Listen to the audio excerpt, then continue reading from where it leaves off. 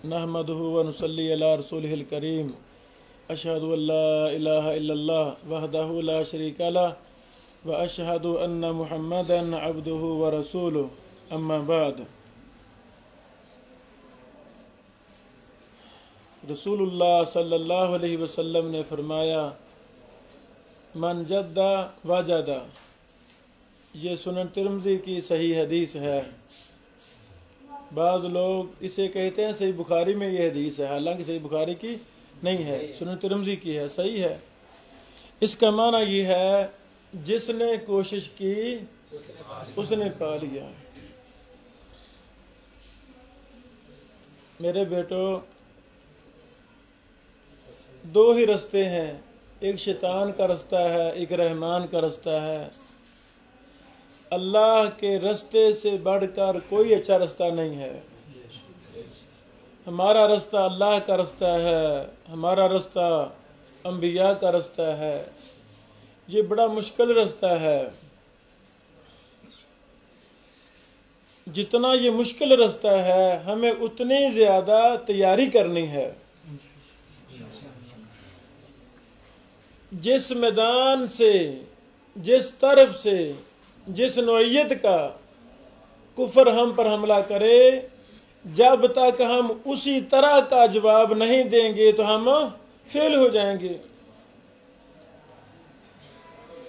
कुफार हवाई जहाज के जरिए पाकिस्तान पर हमला करें, हमें हवाई जहाज का तरीका ही ना आता हो, हमारे पास जहाज हो ही ना, तो हम फेल हैं कि कामयाब?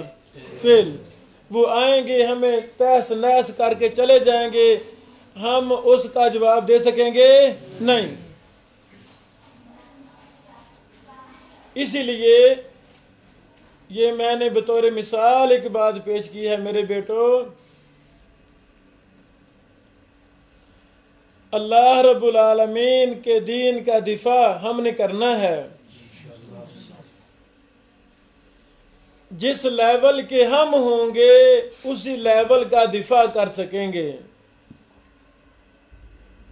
मिसाल के तौर पे, अगर हमें नमाज, रोज़ा, हज, ज़कात के मसाइल चित्र आते हैं तो इन मसाइल में हम सही ब्रीफ करेंगे लोगों को। जहाँ कोई गलती करेगा फौरन हम टोकेंगे कि भाई आप गलती कर रहे हैं, मसला तो ऐसे है।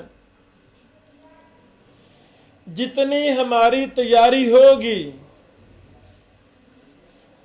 उसी लेवल का अल्लाह हमसे काम लेगा। अगर कोई तालिब इल्म मदरसा में आकर 5, 7, 8, 10 साल रहा, खास तवज्जो उसने नहीं की, पूरी मेहनत पूरी लगन के साथ नहीं पढ़ा, अब वो ख्वाब देखे मैं शेखुल हदीस लग जाऊं, मैं इमाम काबा बन जाऊं, मैं दुनिया का इमाम और मुहद्दिस बन जाऊं, तो ये ठीक है उसका ख्याल? नहीं।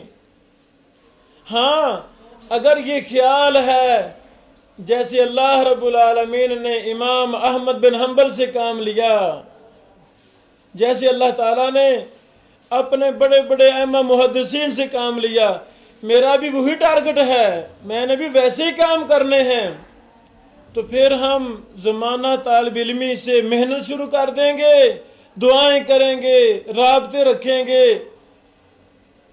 वो तरीके तलाश करेंगे कि इब्ने हजर भी हम जैसा बंदा था ना, हम जैसा तालिब इल्म था। इब्ने हजर अस्क़लानी रहमहुल्लाह बुलुगुल मराम वाले, कैसे वो शेखुल इस्लाम बने, कैसे वो इमाम और मुहद्दिस बने, कैसे उन्होंने इतनी बड़ी बड़ी किताबें लिखी। जब हमारा टारगेट होगा हम वैसे मेहनत करेंगे, रो रो के दुआएं करेंगे, या रब्बुल आलमीन पूरी दुनिया पर मैंने दीन का काम करना है, कैसे करूं, मुझे तरीके समझा दे। मेरे अजीजों, आपका क्या ख्याल है? मन जद्दा वजदा, ये सही हदीस है सुनन तिरमिज़ी की। हमारा ईमान है, जो शख्स जिस काम की भी कोशिश करता है उसको पा लेता है। गंदे से गंदा इंसान वो कोशिश करता है मैं डाकू बन जाऊं, या कदम नहीं डाकू बनता, ऐसा ऐसा अपनी नीयत को पा लेता है, कोशिश को पा लेता है। आपका क्या ख्याल है? جب میں اور آپ اللہ کے دین کی سربلندی کے لیے، اللہ کے دین کے دفاع کے لیے، دین کے دشمنوں کا ناطقہ بند کرنے کے لیے جب بیٹو ہم کوشش کریں گے، کیا اللہ ہمیں بڑا انسان نہیں بنائے گا؟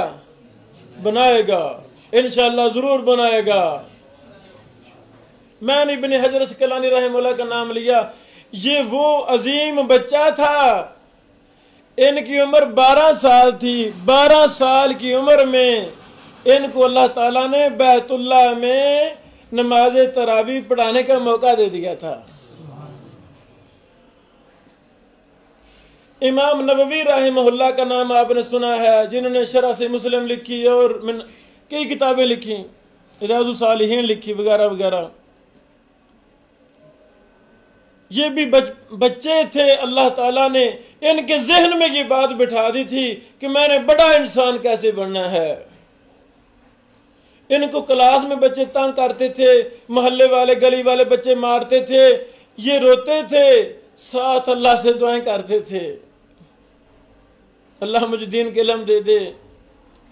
یہ بیچارے بالکل غریب تھے، اتنے غریب تھے، امام نووی رحمہ اللہ کے سر پر پگڑی کے لیے پورا کپڑا بھی نہیں تھا، چھوٹا سا کپڑا تھا، چھوٹا سا، وہ بس اوپر ہی تھوڑی سی پگڑی باندھ لیتے تھے، اتنے غریب تھے بیچارے، لیکن علم کے لیے کتنے یہ لوگ مخلص تھے۔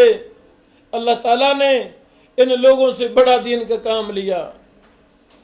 1000 سال پہلے، 800-900 سال پہلے یہ لوگ گزرے، فوت ہو گئے، لیکن آج بھی وہ تابندہ اور جاوید ہیں، جیسے ہمارے سامنے بیٹھے ہیں۔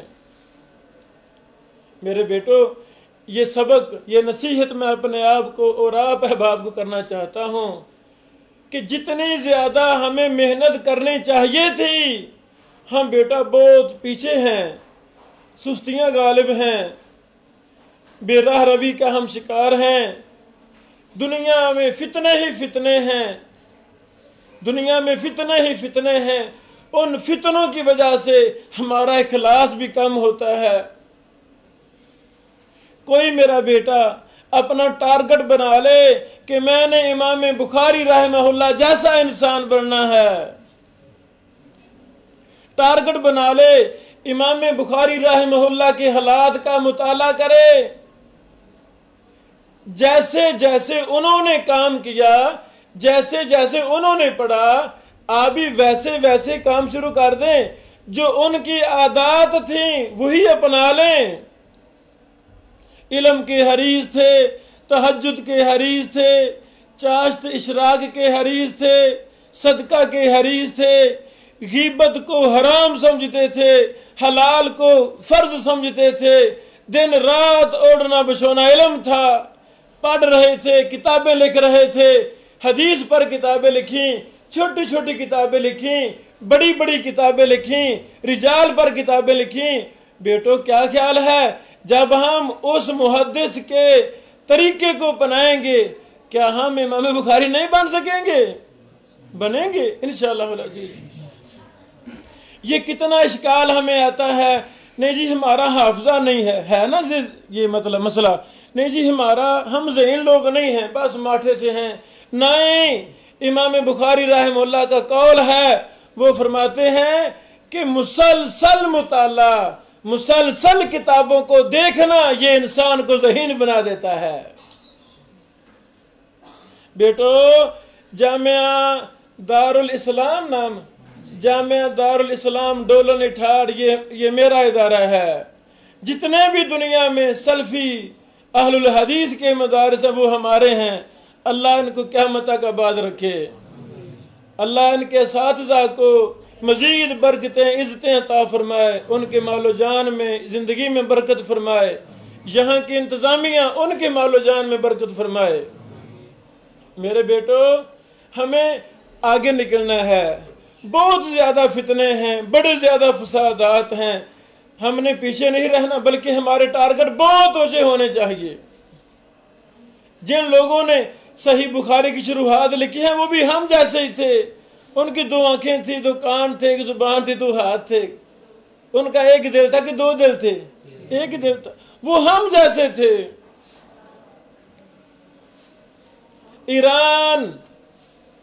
ایران میں ایک شہر ہے راج یا پرشد راج. وہاں کے محدثین کو کہتے ہیں رازی. امام ابو زرع رازی، امام ابو حاتم رازی، امام ابن ابی حاتم رازی اور بھی کئی ایک محدثین اسی شہر میں گزرے. یہ ایران کا شہر تھا اور یہ سارا شہر زمین کے نیچے تھا.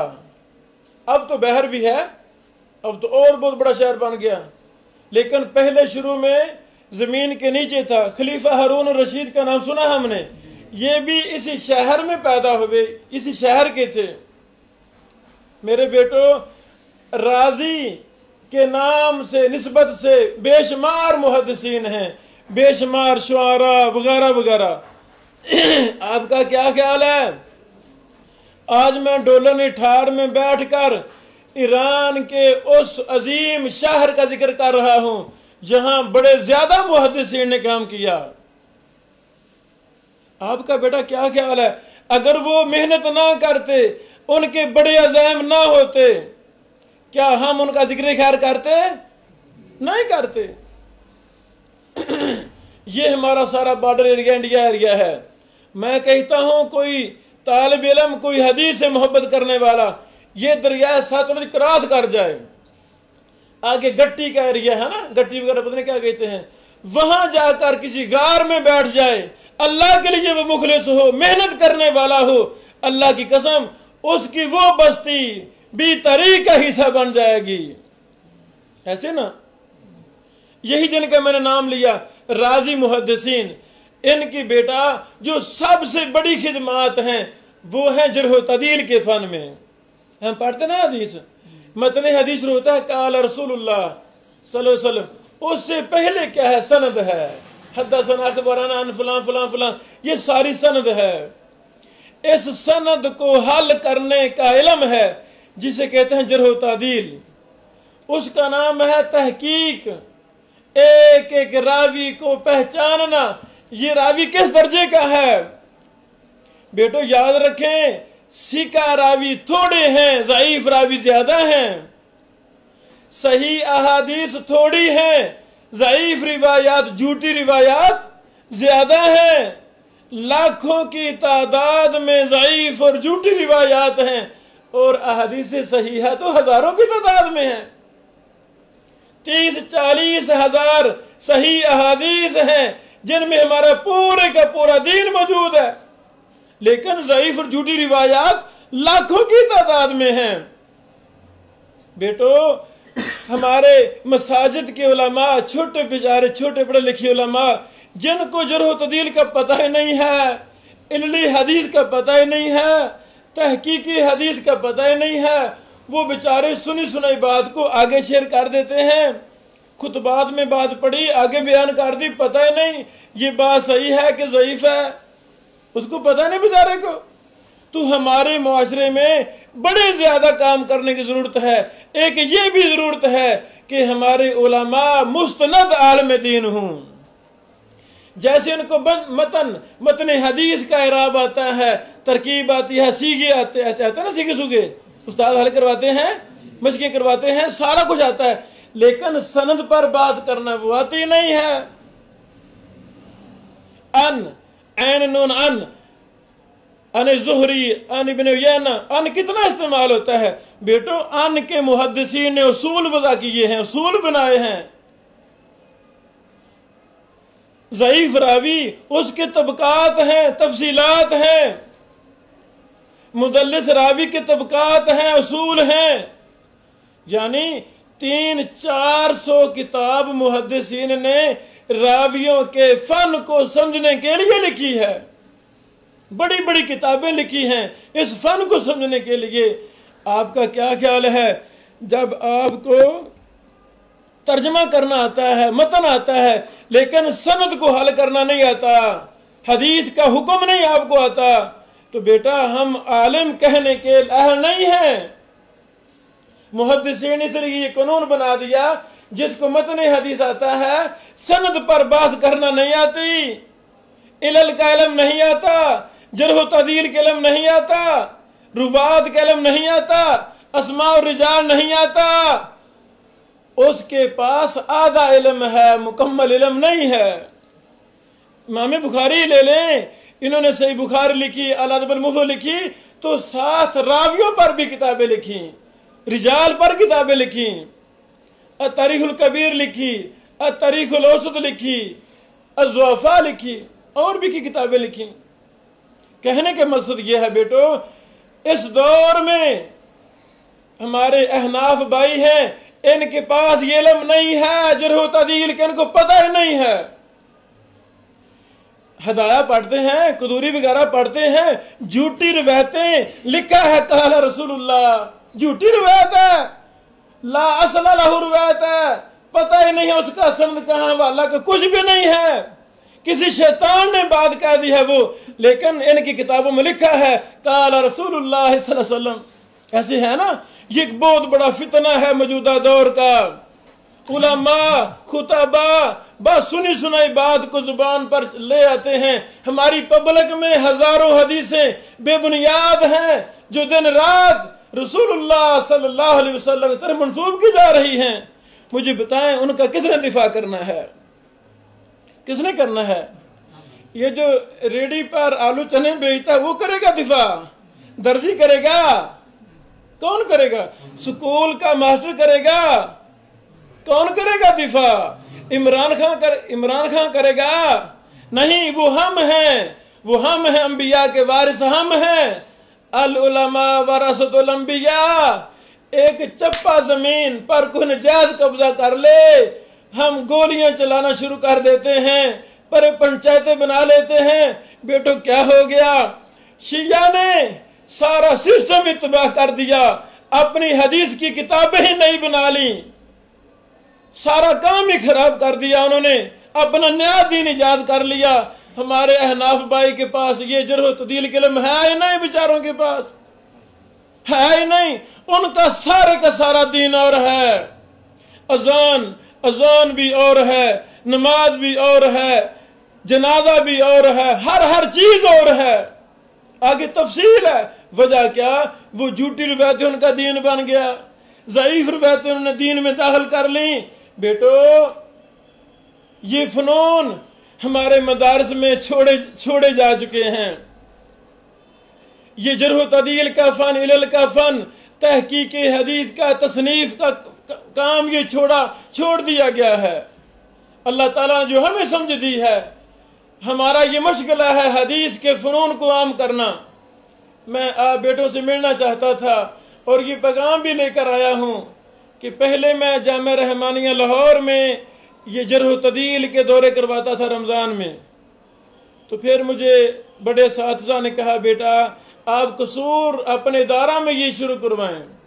اس سال سے انشاءاللہ العزیز 25 شعبان سے 25 رمضان تک یہی جرح و تعدیل فن کیا ہے، اس کے اصول کیا ہیں، راوی پر کیسے بحث کرنی ہے، علل کیا ہے، علل حدیث کے نام سے میں دورہ کروا رہا ہوں انشاءاللہ العزیز۔ تو جو میرے بیٹے رمضان میں فارغ ہوں وہ ضرور 1 مہینہ کے لیے ہمارے پاس تشریف لائیں، شاید کچھ نہ کچھ آپ کو ایک نیا فن، وہ فن بھی حدیث کے متعلق ہے، یعنی آدھا فن ہم نے متن حدیث کو سمجھ لیا، وہ دوسرا فن ہے سند پر بحث کرنے کے طریقے ہیں، آپ محدث اور محقق کیسے بنیں گے، یہ پیغام بھی میں دینا چاہتا تھا۔ اللہ رب العالمین سے دعا ہے اللہ تعالی ہم سب کو بہت زیادہ اس فن میں محنت کرنے کی توفیق عطا فرمائے۔ وآخر دعوانا ان الحمدللہ رب العالمین۔